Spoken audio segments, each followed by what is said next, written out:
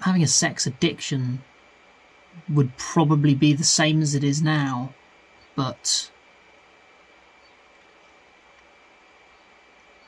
I would be just masturbating all the time, because I don't know, maybe if I was addicted I'd be looking for it a bit more, you know, like I guess a crack addict doesn't just stop when he doesn't have the tools to get it. He does whatever he can to get there, which is, you know, it's actually a really good thing to have in life. If it wasn't that he was addicted to crack and he was like a businessman, or she can have crack women, but let's say he for now. If it wasn't that they were addicted to crack and they were just a salesman, they'd be fucking amazing at it, because they'd be ruthless and resourceful and brilliant, and do anything they could to get to what they needed to get to.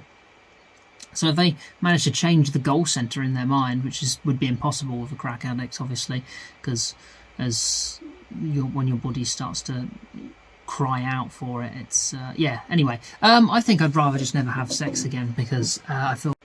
Hello and welcome to another Would You Rather. Did a bit more of a kind of like a podcast the other day, if anyone saw it. It was like 45 minutes long, but no worries if you didn't.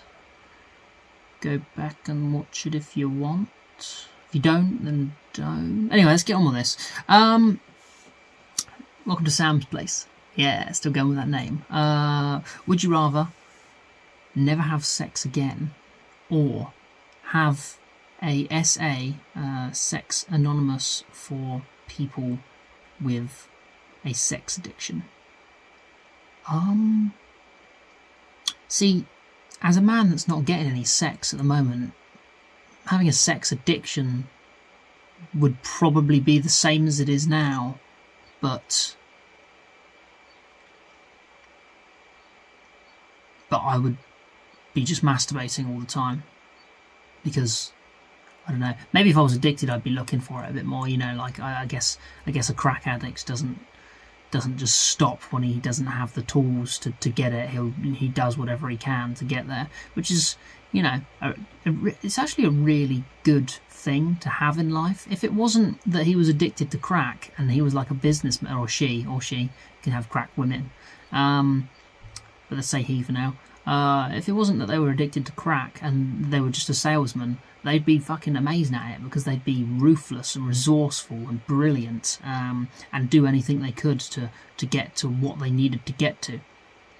So if they managed to change the goal centre in their mind, which would be impossible with a crack addict, obviously, because when your body starts to cry out for it, it's yeah. Anyway, I think I'd rather just never have sex again, because I feel like if the sex addiction is anything close to, you know, a proper addiction, you know, where you can't do anything without some sort of sexual act, and some of the people you'd go for, you'd probably end up paying for sex with like some pretty horrendous people as well. I'd just rather just not do it.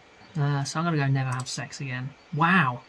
Most people would rather be addicted to sex. I think most people are just seeing sex and thinking, yeah, that's great. I'd love to be a sex addict. I'll be getting sex all the time, but they're forgetting who they are.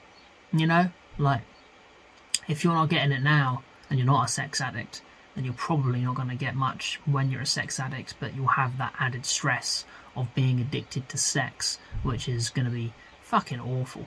Anyway, next is, would you rather have no thumbs or cry every time you eat? Cry every time we eat. Gotta be.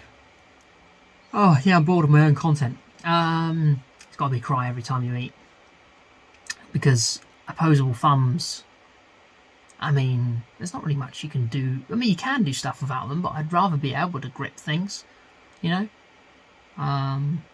Yeah. And crying every time you eat, is it like I'm proper going for it crying, or is it just like I'm eating pizza and a few tears just start to roll down my eyes? Or am I like eating it like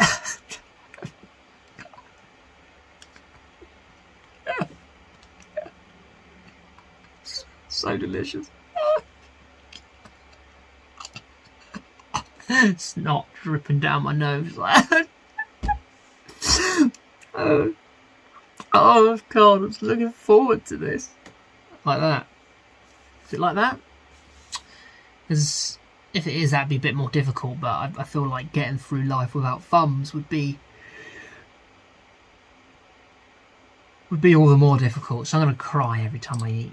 Wow, God, my answers aren't popular today. 23% of people would, which means what? 77% of people would rather do the other thing, which I've now forgotten because I just can't remember. Oh, have no thumbs. 77% of people would rather have no thumbs, which I find, that's like kind of the basis of the fact that we have opposable thumbs is the fact that we can do a lot more than a lot of other things.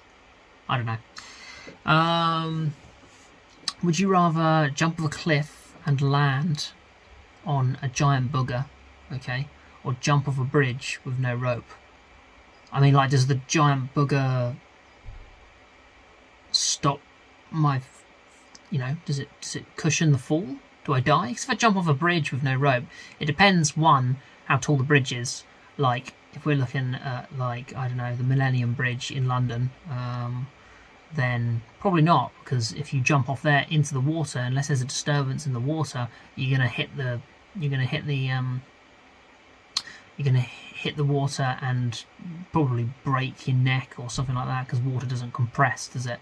But if you land on a giant booger and it's soft, unless it's one of those crusty boogers, and then in which case it would probably be just a bit like the same as landing on concrete. But if it's like a nice soft booger and you land on it and it breaks your fall, like a mat, I would go for the booger, to be honest with you. Cliffs are by the sea, essentially, and if you landed on a booger and you got booger all over you, just go in the sea, wash yourself off. It's not difficult, rather than jumping off a bridge and more likely dying. So yeah, I'm going to go for the booger. 55%, good.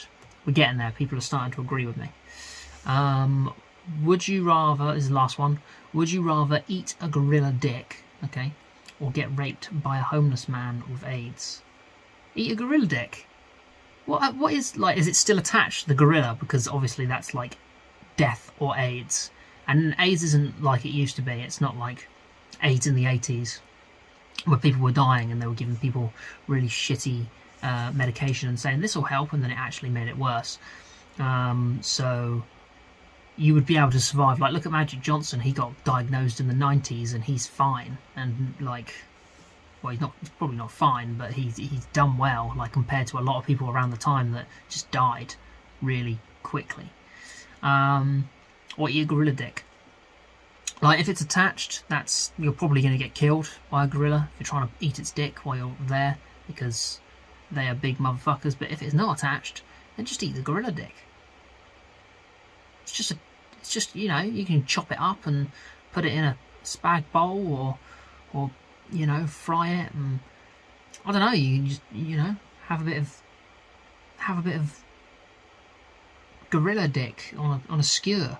I don't think that would be that big a deal, rather than having AIDS, which even though that's going to ruin every relationship you have the rest of your life, even though you can pretty much not catch it anymore if you're taking the right pills, and it kind of doesn't show what's going on. And two, you've been raped, so you've got to put up. That's going to ruin every relationship you've had either, because you're probably going to want to tell people that, or you can just be like, oh, well, I ate a gorilla dick once. It's not really that big a deal, is it? I'm going to eat a gorilla dick. 82. Wow, that's still surprising that 18% of people would rather be raped and have AIDS than eat a gorilla dick. That's mental. Anyway, this one you can do at home if you want to. It's would you rather have sex with an old man, okay, or drink wine every night until you pass out? Put it in the comments if you want to. Do, don't. It's up to you. I'll see you next time. Cheers.